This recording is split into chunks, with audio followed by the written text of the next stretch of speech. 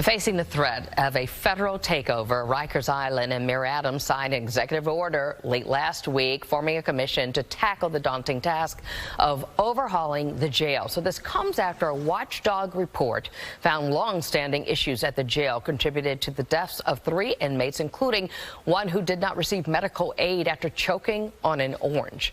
Joining us now, Stanley Richards, an advocate for criminal justice reform, whose work was recognized in 2014 by President Obama.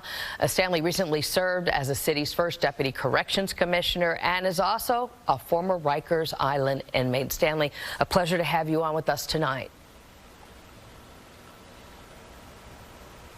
Thank you, Lori, for having me. Well, the city, as you know, needs to submit to a federal judge by tomorrow. That's the deadline. It's planned for fixing all the conditions at Rikers Island, particularly the deadly conditions there, or face a federal takeover. The mayor wants to keep it here with the city. What do you think? What I want is for New York City to have a smaller footprint in terms of our criminal justice system and safe detention facilities.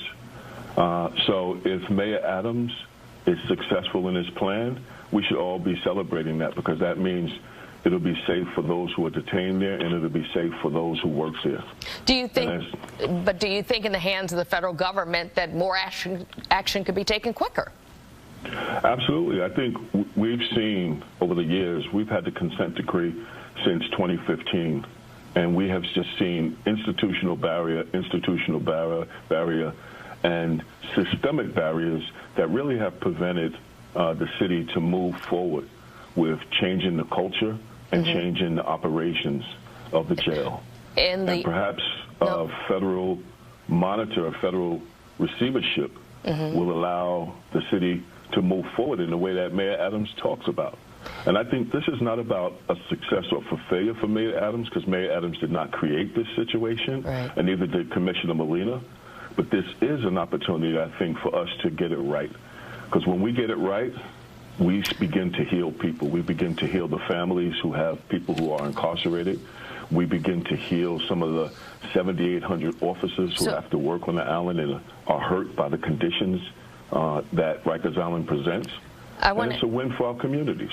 Stanley, in the introduction, we talked about that you had spent some time in Rikers during the 1980s, and I know you don't talk about that moment, but what you do talk about is what you describe as the mind-blowing conditions there. Walk us through it, your experience there, what you saw. You know, when you go over that bridge on that bus, you go into a world that is the survival of the fittest. It's either prey or predator, and you learn how to survive in that environment. I learned how to survive in that environment. I spent years on Rikers Island getting my case adjudicated, was eventually sentenced to 9 years and went upstate.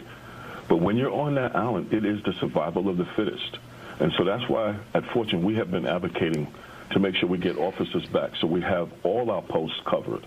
Because uncovered posts means that people who are normally in survival mode just on a day-to-day basis with posts that are covered have to really be in survival mode. And here's what happens. 90% of the people on the island are detainees. At some point, they'll be coming home. And you don't turn off those survival skills with a switch. And so if we detain people in environments where they learn how to survive, where they learn either they are prey or predator, when they get released, that's how they come back to our community. And so Fortune Society has been an advocate for doing what we know to be the right thing to do, to right-size in our criminal justice system, provide the necessary supports for people to rebuild their lives like I did when I came home from prison. Right. We know what works.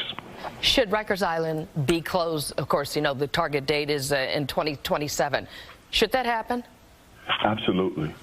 You know, what we have on Rikers Island is not an easy fix. It's not going to be remedied by a task force. It's not going to be remedied by tinkering around the edges. Rikers Island is a place, as Judge Littman often says, is a stain on our city. 7,800 officers have to work in that environment. When they go over the bridge, it's survival of the fittest. Detained people. The facilities are old. Most of the weapons, as first deputy commissioner, most of the weapons I saw were weapons made from the facilities, not weapons brought in through the visits. What I saw officers doing doubles and triples because other officers were unavailable to work or wasn't coming in. It is a place that causes hurt for everyone. And what I've learned is that there are no quick fixes and there are no easy fixes. But there are fixes, but it takes focus, commitment, and the ability to say, we need to do what's best for the city. Stanley Richards joining us tonight. We've been trying to get you on for some time, and glad to have you on tonight and explaining from the inside out what's going on there. We appreciate your time and your advocacy. Thank you so much. All right.